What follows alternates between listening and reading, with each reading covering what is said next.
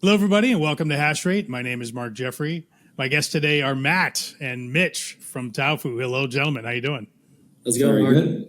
Great to see you. Thanks for having us. So Matt, you and I met actually out at Endgame, I guess it's a month ago now. Crazy how long it's been. Doesn't feel like it's been that long, but it feels like it was last week. Yeah. I'm still catching up from all the sort of inbound that came from that. I'm sure. So it's great to meet all the subnets, but now everybody's like, pick me, daddy, pick me, put me on the show. Everybody wants to be on. Yeah, I mean, that's great. I mean, I'm definitely flattered, but it's a lot to catch up on.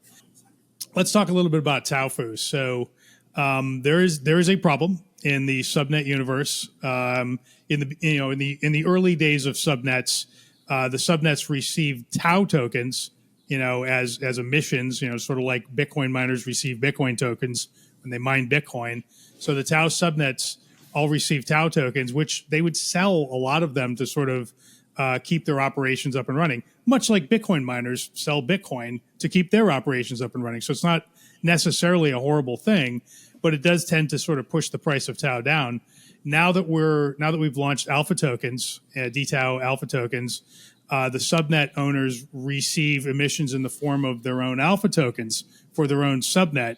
And so a lot of them are now forced to sell those alpha tokens specifically for their subnet, which depresses the price of their subnet tokens, right? So it was sort of one thing when everybody was selling TAO and it was sort of spread out equally among the selling pressure was affecting only one coin.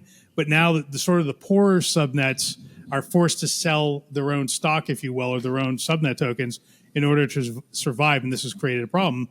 So you guys came along with TAOFu and you said, "Look, I think we have an answer to this." So tell me what that answer is. Yeah. So like you said earlier, it was really easy for a lot of bigger players in the network to sort of sustain themselves because they kept on getting like these TAO emissions. And now for newer players to enter, it's actually much harder. If you don't have the upfront capital and you're not VC funded, it's a really hard game to play. And if you do have the capital, you can basically acquire much more support on the network. You can cover your expenses. You don't have to sell any of the alpha tokens that you're getting like in this early sort of stage where the inflation is really aggressive. And that's really the period where you should basically be hoarding your alpha tokens as a subnet owner. And of course, like the miners are going to dump because they have to cover cost and cover like their hardware expense and all that stuff. But as a subnet owner, you basically want to have as much alpha tokens initially as possible. So yeah, I actually forgot about the early emission. Right, that's actually a really interesting point. So when a new subnet is born, the price of the alpha tokens is super, super, super high because it's basically the chain is building liquidity between emitted TAO and emitted alpha tokens, and so there's like a little period that lasts like a couple of weeks to a month. It looks like to me, from what I'm just observing from the outside, where it's pretty much impossible to sell your alpha tokens as a subnet owner just because the price is so insane. Nobody, it's too crazy, right? So, and also low liquidity. So the price goes up really quickly, but just down just as fast. Yeah. So what is this? So go ahead, Matt. What is the solution to this? Yeah, so first of all, I think you did a really good job of highlighting the backstory, Mark, because that's something that I always like to start of like pre-DTAO, how did things work, and then how did things change? And you did a really great job of highlighting that. The one caveat I'd almost say is that in the post-DTAO world, most subnet owners really haven't been selling any alpha. So that's something that was like a form of income and a stream of revenue that was really meaningful that has more or less gone away. And we'll see how that evolves over time as liquidity builds up. But what we've done with TAOFu is we've created a solution to this for subnet owners that allows subnet owners to raise capital without selling any of their alpha. And so what we have built with the TAOFu Launchpad is a concept called Subnet seeds, which we call SNS tokens. And what you do there is you're essentially creating a liquid proxy for your owner's alpha share. So what we do is we tokenize that 18% of the owner's alpha out portion of the emissions. And the subnet owners can then sell a portion of those SNS tokens, which is a liquid representation of their owner's share of alpha, and sell that to raise capital. So you are locking up your owner's alpha emissions into a multi-sig, and then the holders of your SNS will then have the ability to vote on governance of where those alpha emissions will be delegated to. They also have a potential claim to the staking rewards generated by that alpha. And they'll have also, a variety of different subnet specific perks relevant to the subnet, whether that be, potential early access to pre-release products, whether that be discount or free access to the subnet service, the ability to potentially vote on other governance proposals that dictate the future direction of the subnet. So the SNS token really represents a more involved, higher utility liquid representation of the alpha, which the subnet owners can then sell to their community and raise capital in that form while maintaining their alpha token price liquidity, maintaining their emissions, and sustaining a higher alpha token price, which then sustains higher emissions. Okay, so let me try to recapitulate that. So your pitch to subnet owners is you're getting all these subnet alpha tokens as emissions as a subnet owner. You could sell them, but if you do that, you're dumping on the market and depressing the price of your own alpha token, which is bad because that means that people don't want to buy your alpha token because there's just this continuous, people are just raining on your head all the time, selling, from the subnet, selling your tokens. So you say, don't do that. Lock up these subnet tokens, your subnet tokens into, and I'm not quite, you have to walk me through the mechanism of this, but don't spend them. Instead, tokenize them almost like liquid staked ETH, something like that, right? Where you tokenize this pool of tokens on, I guess, another chain, or is this on the BitTensor EVM chain? It's somewhere else. Correct. Yeah. So it's all in the BitTensor EVM. Okay. And to your point, the multi-sig is how those alpha emissions get locked up. So they're governed by a multi-sig, which you, the subnet owner, will still maintain full proxy access. So you'll still have the ability to adjust all the hyperparameters and anything you normally would be able to do as a subnet owner. You'll still retain all of those rights, with the exception of the ability to actually move the alpha. And that'll be governed by a multi-sig that they own a key. TAOFu owns a key. I think we have Mog from TAOStats on, Contango, Roundtable, and probably, maybe adding one more. So the multi-sig is governed by a bunch of entities to make sure that nothing crazy happens. Okay.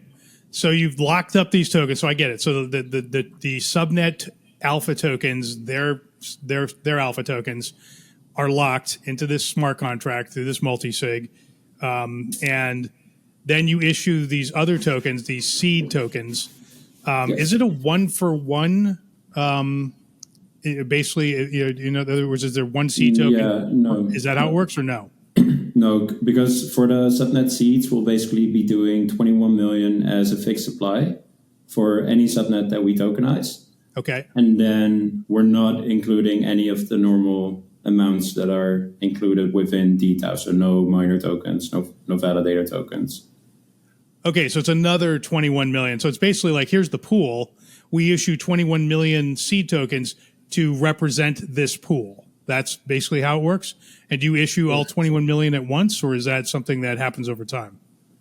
So that'll depend. That'll be up to the subnet owner. All 21 million will be minted on the BitTensor EVM the day of the sale concludes. However, okay, the sale allocation, which would be the amount of SNS that is up for sale, will be dependent on the subnet owner and how much they're looking to raise and how much they're looking to distribute.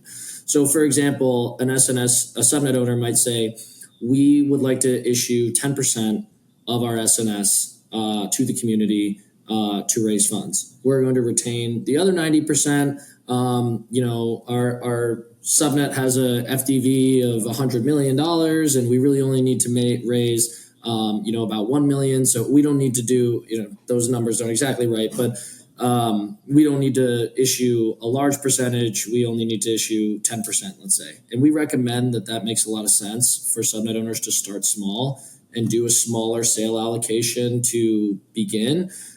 This allows them to prove the concept, let their community get comfortable with SNS and understand how it works and what the utility is. It also leaves more room to issue future sales and future sale allocations of SNS down the road, right? So if you were to issue 50% of your SNS at today's valuation of your subnet, and then, let's fast forward 6 months or 12 months, and you've done a lot of great work, you've shipped a lot of new products, you're making revenue, your alpha token price has gone up 3x, the price of TAO has also gone up 2x, and now the value of your subnet is 5 or 6 times what it was previously. Well, you may be a little disappointed that you sold 50% of your SNS and that alpha token representation so early on, which is why we think it makes a lot of sense. And we advise the subnets that we're working with to start with a smaller allocation. And you can always issue more SNS. But to answer your question, all 21 million are minted the day that the sale closes. But it's just the sale allocation that's up for sale to the community. And now, so these SNS tokens are issued, and they basically are put up for sale somewhere, I guess, on the EVM chain. So you have an exchange, sort of like a Uniswap type thing, or you put them up on someone else's exchange. How does that? Where do I find these things to buy them? So we have the Launchpad on TAOFu itself, which lives on Bitensor EVM. Yep. And then once the sale concludes, Liquidity is added to a DEX. That's paired in TAO, so any SNS token would be paired with TAO.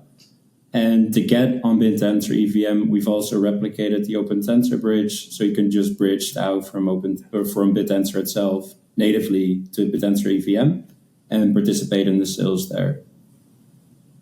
Okay, so how does this thing build? How do we get liquidity in there for the SNS token? You say that it's paired with TAO. Where does the TAO come from? Does the subnet owner have to provide that? Yeah, no, it's a great question.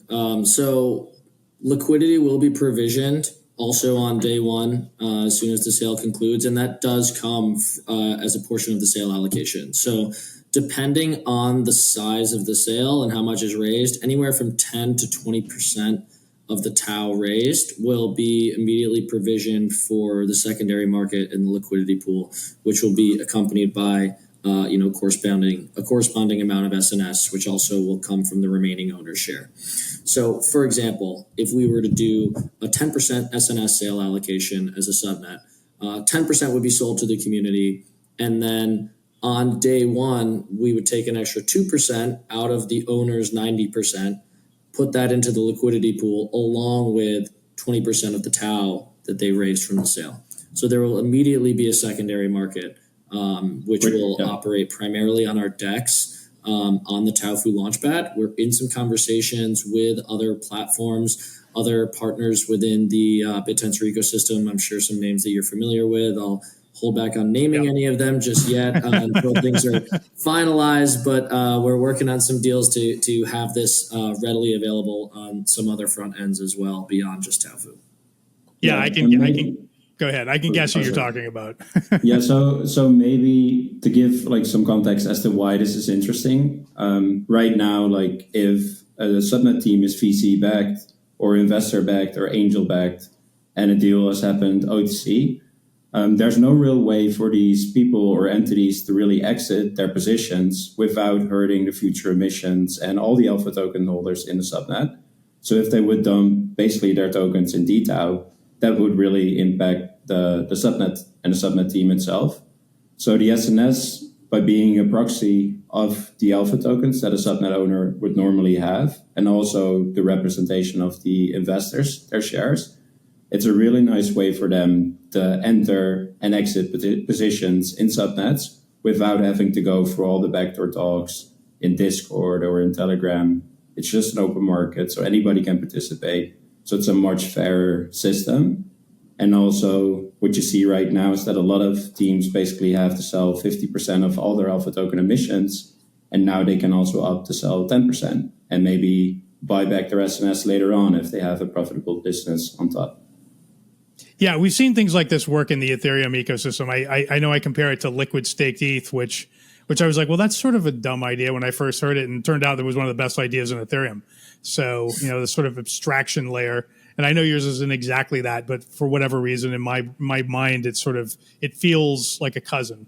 Is probably the best way to put it. It sort of has some DNA from that product kind of in it. So I've seen things sort of like this work before. So how do you with the SNS tokens? There's a pool of actually native alpha tokens that's owned by the subnet owner, and you guys lock them up. We discussed that earlier. That in aggregate has a valuation, whatever the subnet alpha tokens are worth, times how many are in the pool. So there's a natural valuation there, which corresponds to the natural valuation of the 21 million SNS tokens, which you issue against that pool. How is that peg maintained?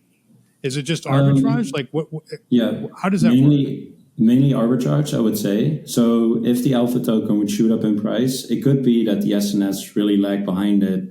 And that could be a really nice arbitrage opportunity for people to catch the delta. Basically, just buy the SNS when they're cheap, acquire more governance power over the emissions, delegate it to whichever validator that you want to stake it to. So that's super interesting. And what's also cool is we can list these SNS tokens on any EVM-based chains with the recent layer 0 integration. They can be listed on any exchange. So they could also function as a normal way of sort of the crypto protocols that are building subnets to have like a TGE moment through BitTensor while also receiving their emissions in TAO. So it's like a good way. Yeah, that you bring up a really interesting point, which is something I've harped on this show quite a bit, which is the BitTensor alpha token universe. It's too weird and too hard for Joe 386 pack to get into. Joe 386 pack wants I got my Solana wallet here, and I got some Sol, and I got some meme coins, and I heard about this BitTensor thing, and I want to buy some subnets, right? Like that's what he wants, and there's nothing wrong with that. That's retail. That's what retail is, right? So. And right now, as of this moment, there's no way I can just be like, I just want to, here's my Phantom wallet, with a PH, not F, Phantom wallet. I want to buy some subnet tokens on Solana with my Sol. Can't do that. You talked about, you can do that now on any Ethereum based chain. Can you also, with the bridge, you mentioned that the, what'd you just say? Layer 0? Yeah, the Layer 0 integration. Yeah. Yeah, so I think Layer 0 does cover Solana. I'm pretty sure. Yeah. So now you'd be able to bridge these things to Ethereum or Solana. So assuming there's enough liquidity there after you bridge it, these things are now instantly tradable on these other chains, right? So you guys must be looking to get front row seats for your SNS tokens on these exchanges with liquidity. I would assume, yes. It could be, yeah. I think it's an amazing way for teams that have venture backing and have a lot of capital and also commitments when it comes to their TGE. Because for some of these teams, it's really tricky. Yeah. They have investor agreements, and normally in crypto, if there's like any seed or SAFT agreements and a token is supposed to come out, but instead you find BitTensor as a team, you're loving it, you're building your subnet, and then the investors, they also look at the alpha emissions that you're getting, but what they don't control is like all the miner emissions, all the validator emissions, all the volatility in the pool. That's out of your control. So it's only the 18% of the subnet owner that's really in the subnet owner's control. And by having other avenues to list these or other avenues to trade these, whether they live on ETH or on Sol or on Base, Arbitrum, doesn't really matter. That's what we're enabling with the SNS. So the SNS are really a direct bet on the subnet team and their ability to execute. And then Layer 0 just makes it a lot easier to buy them on whatever chain you would like. Yeah. Okay. So who is using this right now? Have you announced any partners that are sort of using this at the moment? So we're in the process of doing our first inaugural SNS sale, which the registration period should be going live at the end of this week. It's part of why we're trying to do a little bit of a podcast tour and raise awareness around TAOFu and what SNS and subnets represent and what their utility will be and their place within the broader ecosystem. So Subnet 65, TPN, Tau Private Network, TAOFu's very own subnet, will be the first to be tokenized on SNS. The registration period will be going live, I believe, this Friday, tentatively, and be live for all of next week. So all of next week will be the registration period for anybody interested in participating in the sale to join the whitelist. And then the following week, the week during Proof of Talk, for those who will be out in Paris, the inaugural SNS sale on Subnet 65 via the TAOFu Launchpad will officially be live. We think that timing works out really nice. It'll give us, a lot of things and excitement to talk about while we as a team are out in Paris, along with, the broader Potensor community. But we have a number of other subnets lined up, and we're, being very selective and careful about the subnets that we launch with early on. It's really important that the first sales are very successful. We've had some people that are really interested, but maybe aren't the right fit, or maybe they're not looking to raise money for the right reasons. The last thing we need is people coming here, launching on the Launchpad and raising a bunch of money and then not putting that value back into the subnet and, going to do it with whatever else they choose to do. So it's really important to us as a team and for our reputation that we are working with subnets that are committed to building long-term value to their subnet. And that is, their goal in raising funds. So first of all, what does your subnet do? The one that's launching this Friday. Tell us a little bit about the subnet that will be up for sale. Yeah, it's TPN, Subnet 65, which is an open layer for commoditization of IP addresses. So in short, a VPN. Yep. And what I mean by open is any developer, any miner, any subnet owner, they can leverage what we're building. Anybody can build a VPN app on top. Anyone can leverage the API to use it for what they're building themselves. Using Potensor as sort of the incentivization layer, we're subsidizing all the infra costs that you would normally have as a regular Web2 company. And because of the DAO network effect being so strong, the miners are doing all the work. We're building the open protocol. And then next up for us is to get to scale that. Yeah, so it's decentralized. It's a DPIN VPN. Would be another way to sort of put this, right? So Sure. So basically it's sort of like private internet access, which is a VPN that I use. Centralized company, it's basically got all the proxies and whatever set up.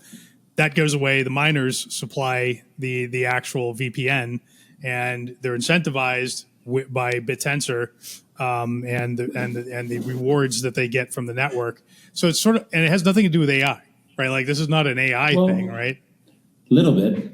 Okay. If you want to prompt an LLM from Iran, Russia, China, and you do it with a VPN from different locations, the outputs are going to be completely different. So you can actually test different models to see if they're biased from whatever region you're prompting them. So that's really interesting. If you're trying to data scrape for AI purposes and you're getting restricted because you're from a certain region in the world, you can also leverage the VPN. And I think in the age of AI, privacy is going to be super important. You want your data to be private. You want your location to be private. So that's why you want to use a VPN. And that will only increase in the time of AI, is my guess. Yes. Okay. So let's talk a little bit about the sale that's coming up. If I want to participate and I want to buy some of this VPN subnet SNS tokens, how do I do it? Do I just load up my Ethereum wallet with USDC and show up at your site? Like what happens? Walk me through that if I'm just a regular person with a regular wallet. Yeah, so the first step is you'll need to register your wallet address. And the reason we have the registration period is to ensure that, we're not letting any like blacklisted users or anything like that participate in the sale. So the first week, will be the registration period. You'll come with an Ethereum address because it's on the BitTensor EVM. So you'll come register, your Talisman or your MetaMask. Talisman is a good one because it's both TAO and EVM friendly, which makes it really convenient. You do need to participate in the sale with TAO. Right. So, okay. You can't just come with USDC. You need to have TAO. A lot of people will have native TAO, but we need to run this on the EVM. So it needs to go. Well, so yeah. So how does that work? Because it's like if TAO exists on the BitTensor chain, exactly. Right? The TAO chain, and do you accept wrap TAO like on Ethereum, or how does that work? So what we've done is we've built in a bridge to our Launchpad all in the same place. So the same place where you go to register for the sale, the same place you go to purchase SNS tokens, we also have a bridge tab, which allows you to right there bridge your tokens from native substrate TAO over to BitTensor EVM TAO. And then you'll be able to participate in the sale with your EVM TAO. So if I have any, so I can't just show up with an Ethereum wallet. So I can't use ETH, I can't use USDC. I would have had to previously somehow acquired native TAO on the TAO chain, correct? To participate? For now, yes. No, I'm not trying to embarrass you. I'm just like no. You're not at all. I think a lot of people are going to get excited about this, and I just want to make sure they understand like what how to get You're in. not at all. That's a fair point. It's super fair, and accessibility is a top priority of ours. There's kind of the balance between accessibility and user experience, and also shipping fast and moving forward.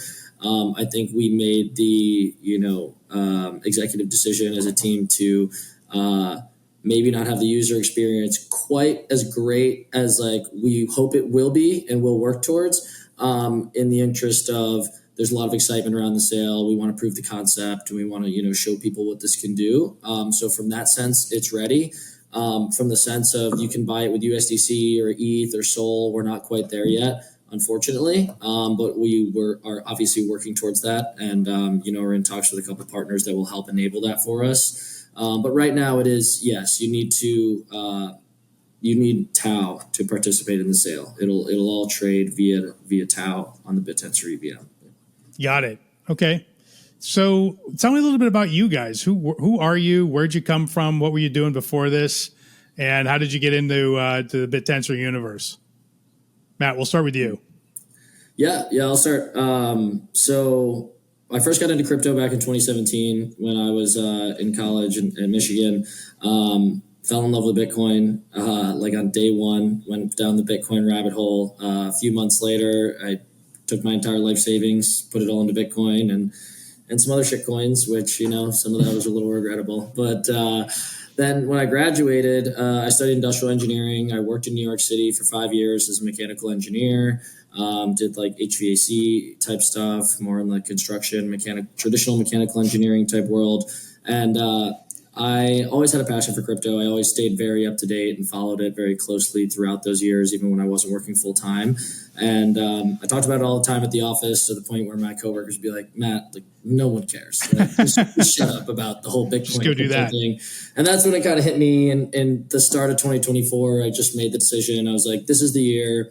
I'm not working in the right industry. I need to, make the conscious decision to, do full pivot and go full time into crypto. And so that's what I did. And last year in 2024, I joined a blockchain infrastructure company called Imstones. Great, very prominent. They support over 80 blockchains, validators, RPCs, developer API tools. And that is where I met the Masa team. We were running some validators on their testnet. And I got TAO pilled by Calanthea and Brendan from their team. And they said, Matt, we really want you to, run some miners for us and a validator on our subnet. I was like, what's a subnet?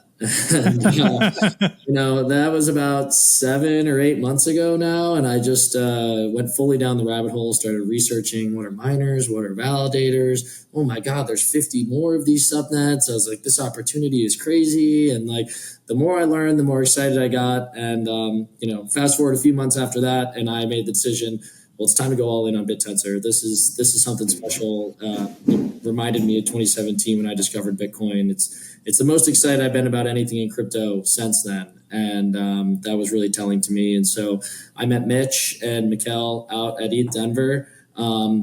When I was still working at Gemstones, I was starting to realize that I wanted to be in full time in BitTensor. Met these guys, hit it off, was really excited about what they were building, and they ended up making me a verbal offer at the end of that week. And we talked through a few things and sorted it out.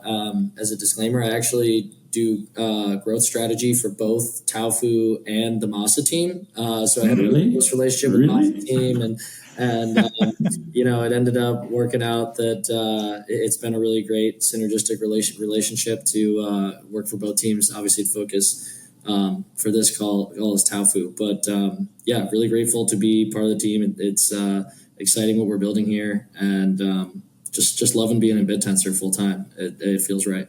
And now super cool. So yeah, we'll talk to Mitch in a second, but I just wanted you reminded me of something. So do you know who James Altucher is? Does that name ring a bell? Yeah, I saw he was tweeting this morning about BitTensor, right? That guy has gotten super excited about BitTensor out of nowhere. Yeah. And I haven't seen him excited about anything other than Bitcoin, like kind of ever, right? So the fact that his mind lit up just recently sort of mirrors what you described. That happened to me as well, right? And I've been around since 2013 in crypto anyway. Been around a lot longer before that. But yeah, so and then also Barry Silbert, who is like a big Bitcoin guy, got into it in 2011, right? He had his sort of BitTensor aha moment, and he hasn't been excited about much since the original Bitcoin kind of craze as well. So it's interesting that all these sort of old Bitcoin minds, if you will, are lighting up in the same way with BitTensor, and kind of not much else, right? I think it's almost by design. You can see Bitcoin was very much taken into consideration in the design of BitTensor. You see that in the tokenomics. You see that mentioned in the white paper, and I think that's why it resonates. It's 21 million. Yep, 21 million. So, Mitch, tell us about yourself. Where'd you come from, and how'd you get in? Yeah, so my background before crypto was in traditional field marketing. Had companies in there. I sold my first one that had 300 employees. Started the second one, and that was around the time that COVID came around. So the second company was going really bad, and then my crypto investments were basically keeping the company afloat. And yeah, of course, that really made me start digging into crypto. So what is this stuff actually? Before that, I never really had time to look into what I was buying, but it was working. And then I started reading. I was reading a lot of books on the data economy, singularities, near convergent technologies, blockchain stuff, watching videos, and sort of falling into the rabbit hole at the time. And this was 2020, 2021, around that time. Yep. And yeah, as the second business was failing, I started helping out this guy that I knew from Amsterdam on a marketing campaign. Turned out not to be a big success because he basically took the money and ran. So that was a bad story. So I had to save my rep, basically warn a lot of people of the danger that it brought. And that was a good move because that earned a lot of trust, and that led to me doing some first influencer campaigns at the time in crypto. And through those influencer campaigns, started building the network. And the goal was always to gain access to investment opportunities in crypto, because I realized that's where the asymmetric upside was. Made me become really excited about capital formation, the creator economy, and that led us to creating TAOFu, which actually started out as a liquid staking protocol and now turned to subnet tokenization and fundraising to really open up this subnet investing to anybody, because I think not having the fair opportunity for people is really, really unfair. Yeah, totally agree with you on all that. So I'm going to actually run a show tomorrow. It's going to be a panel show with some OGs. It's going to be four of us. So sort of like the All In podcast, but the BitTensor version of it. And the theme of it's going to be our subnets working. So we're 90 days in, after the DTAO launch. Was this a good idea, and is it working? And what is sort of the formula for a successful subnet? And has anyone really cracked it yet? And there are varying opinions on that. So I'm gonna put the question to you guys. Pretend you're on this panel. what do you think of DTAO and subnets now that we're 90 days out? Are they working as intended? And what is the formula for a breakout successful subnet? And has anyone is anyone achieving that or on path to achieving that at this moment? Mitch, let's start with you. I would say yes, DTAO is a success because you can really turn nothing into something. And with the subnet that we're building in Subnet 65, we took a really easy product to make, also a really easy product to monetize. Almost everybody needs it. And I think because we're in an early stage right now where it's not fully yet at like product market fit, we don't have hundreds of thousands of users yet. But if that's something that we can grow towards and use part of the revenue to buy back either SNFs or alpha tokens, then that would create a lot of value for the network and show as like a sort of a public proof of concept for everybody that you can build a really big product on top of BitTensor. Okay. Matt, what do you think? Is DTAO working? Yeah, I mean, in large part, I would say yes. I think with any major upgrade of this level, there's going to be hiccups. There's going to be complaints. There's going to be things that aren't perfect. But BitTensor was far from perfect before DTAO. And I think this was definitely a step in the right direction to, highlight pre-DTAO. The validators really had far too much power in determining the winners and losers of the subnets and where the emission went. And as subnets began to scale, it was totally unsustainable to think that these validators were going to be able to really give the time and effort and evaluation that each subnet deserved to determine what is a fair allocation of emissions. And so turning that over to the free market and allowing anyone who is a TAO holder to vote with their money on where TAO emissions should go, I think was a really great and natural evolution that needed to be happen. Now, has it been perfect? Of course not. There's been some whales and liquidity, early lack of liquidity issues and pumping of price tokens and, concerns over miners dumping and the impact they have. And so has it been perfect? No, but I think it's definitely a step in the right direction for sure. And as DTAO continues to grow, as liquidity continues to grow in the pools, a lot of those concerns I think will naturally kind of dissolve over time. In the sense of subnets that are working and creating real value, I think the answer is definitely yes. Have any reached like mass scale and, competing with the Web 2 guys? Not quite, not yet. But I think one of the really great pieces of DTAO, and this is part of what we've talked about with TAOFu and the need to hold your alpha emissions as a subnet owner, is it's really forced subnets to think about it from first principles and think about their subnet as a business of like, how do we make money? Like, how do we find external revenue? How do we monetize what the miners are providing to us on a day-to-day basis? And there wasn't really enough of that thought process pre-DTAO because of the TAO emissions, because people were making so much money without having an actual sustainable business model. And now that you really have to think in more of a business mind, we've seen more products shipping in the past 3 months than I think we saw in, the first 2 years of BitTensor. And that is a great thing. People are shipping at a fast pace. People are innovating. People are working to find product market fit. That stuff takes time, but it's been really exciting to see the amount of innovation that has taken place over the last 3 months since this launched, and the amount of new products that people are shipping. So in that sense, I think DTAO has been really, really great for the ecosystem and kind of kicking people into gear. Yeah, I mean, Teacher, when he started tweeting about TAO like a couple of days ago, he led with the question. He's like, why would anyone set up their own AI in the cloud when they can just go to Shoots and basically get the same thing at like 85% off, right? They're just like, why would I do an AI build out when I can just go to Shoots and load up the same thing? But Shoots is subsidized, some would say unnaturally, by TAO emissions, right? And now by their own alpha token emissions. And, it really have a business model yet. I mean, they are charging, but it's not really. I wouldn't call it a sustainable business. They are doing an excellent job, and I don't want to like knock Durbin, who's the guy behind it, in any way.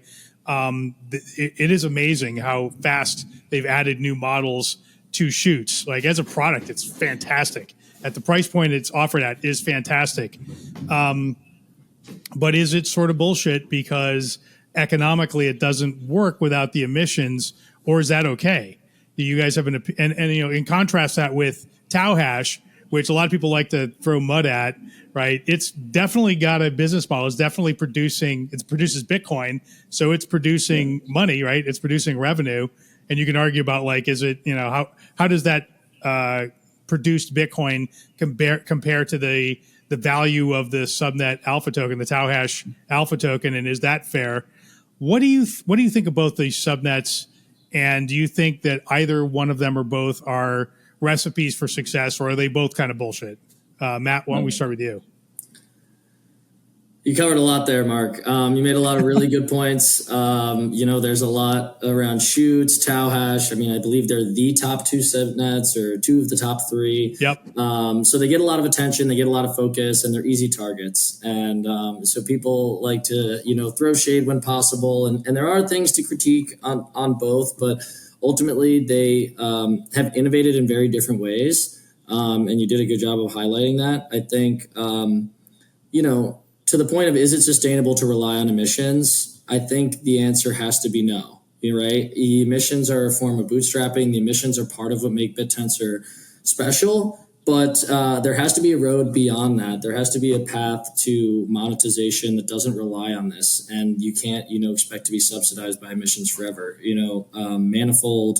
Was it Manifold or James Woodman and their team released an article last week, which got a little bit of criticism, but I personally liked because it was titled "There's No Such Thing as Free Gas," and basically, laid out the case that it's not really realistic or sustainable for BitTensor subnets to rely on the emission to subsidize their product indefinitely and use that as their method to onboard users, right? And then there's the contrary point of, well, you see this in a company like OpenAI. I mean, they're burning billions of dollars a year, and there is startup costs, and you need to acquire users, and you burn money at first, until you reach product market fit. Yeah, PayPal did it, Uber did it. Like, it's common in Web 2, right? It's exactly not unheard of. And so that's the caveat to that, which people will say, but ultimately there's $1 billion of emissions being distributed every year, and that's a lot of responsibility, right? It's like with great power comes great responsibility, and those emissions should be used wisely. They should be used to build long-term sustaining businesses. If they are just used to subsidize what you're doing, it's great for now, but it's not sustainable long-term. And I think that every subnet needs to start thinking about, how are we going to monetize our business? How are we going to wane off our dependency on our emissions? Because that's ultimately the end game, is to compete with the big boys. And we're not going to compete with the big boys just riding off emissions. We need to create real products. We need to find real users. We need to find revenue. And I think the way TAOHash has approached that is really novel. Shoots has done a great job of acquiring users and building a great product. I'm excited to see where they take that and how they can, turn that traction into, monetization. But that is really yet to be seen. And we're just emissions are basically venture capital, and eventually you got to move out of your parents' basement. You can't just live down there forever and play video games. You can do it for a little while, but not forever. So, all right, Mitch, what do you think about all this? I think I couldn't have said it better than what Matt just said. I think it would be interesting to see existing Web2 companies actually coming to BitTensor and subsidizing part of their costs so that they become more profitable by using miners that provide the outputs that they need. I think that's something to think about. But other than what Matt said, I would nothing to add from my end. Yeah. Okay. I think that makes. I think it makes total sense. Yeah. I don't think anybody's really cracked this yet. I mean, I'm sort of, obviously, I'm playing the subnet game. I'm watching all of them. I'm learning about all of them as fast as I can, and I do think there's definitely a pulse and there's some early promise. There's no question that Shoots has found product market fit. You can argue about how they did it, They use protomatter to make the Genesis planet, so maybe they cheated, or maybe it's just early days of an early Uber, right? Like there are two sides to that coin.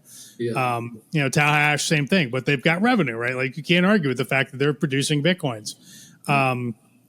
So, and I think things, then the number of users, I forget how many users Shoots has, but it's enormous.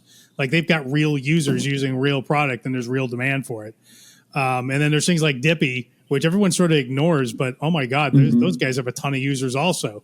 And right, I think it's like 200,000, it might even be in the millions. It's big. Yeah, and they're real consumers, right? So yeah, I think there are a few 100,000 like daily active users. Yes, yeah, I think it's millions total, a few 100,000 daily actives. So they make a companion app for those who don't know. So it's sort of a chat bot, which to me I would never use that, but the teenagers love it, right? They love talking to these. So the way they describe it too is like there's these sort of like supernatural vampire characters from Wattpad novels.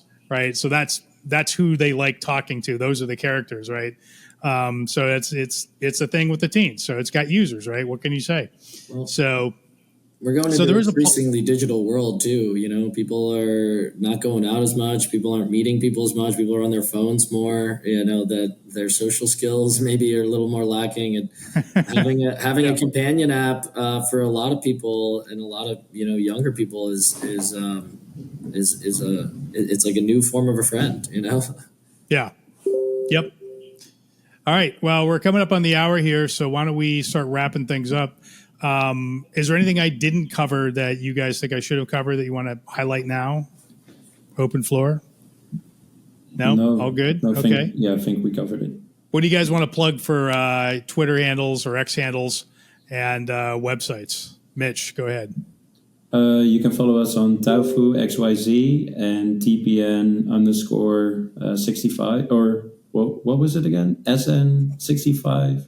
SN65. Yeah, we gotta scrap that one. I think it's SN65_TPN. If I'm not mistaken. Fuck yeah. Yeah, I'll find it and put it in the show notes. Not to worry. Okay.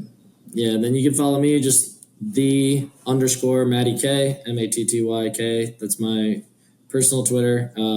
Tweet about all sorts of stuff, BitTensor related, mostly TAOFu and Masa, but a little of everything. And it was a pleasure, Mark. Really appreciate your time. It was great chatting, great conversation. That hour went by super quick. I'd love to do it again sometime soon as well. Absolutely. You guys were great guests. Mitch and Matt, thank you so much for coming on the show and telling us all about what you're up to. I wish you great success. I do think the problem that you're solving is a very real one. So I hope you cracked it, because I think it would do a lot of subnets a lot of good. So best of luck to you all. Awesome. And keep in touch. Keep in mind, watch our Twitter for announcements on the first Subnet 65 TPN sale coming up. Registration period will be all of next week. Subnet SNS sale will be live during the week of Proof of Talk. So keep an eye out for that. Sounds good. All right, gentlemen, this has been Hash Rate. We'll see you all next time. Thanks.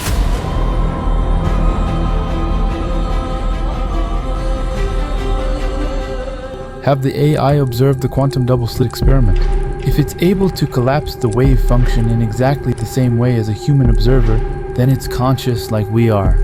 There's someone at home in there. Armand, your own father was part of Concordia.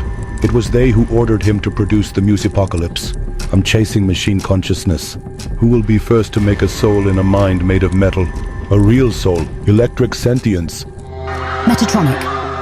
This is a synchronicity engine. It is used to calculate a path through the world, one that produces favorable chance occurrences in order to obtain a specific result. Look out! Drive faster! I now know how to create an electronic peripheral that will allow for true conscious machines. So this is the Atman project. This is not what I expected. Where are the military training camps? Concordia believes that consciousness is primary, matter secondary. Reality, matter itself, is just a vibrational construct of frozen thought. Here is a tale of a man's deeds and desires, of his quantum choices, of madness and twisted wires, his astrology encrypted and hidden from view. Only pyramids and shadows know the things that he'll do.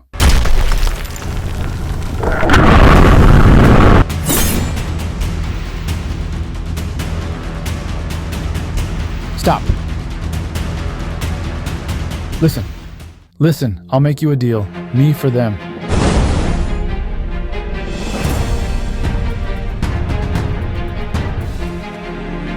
Your father didn't merely die in the challenges. Oh no, Verinder killed him.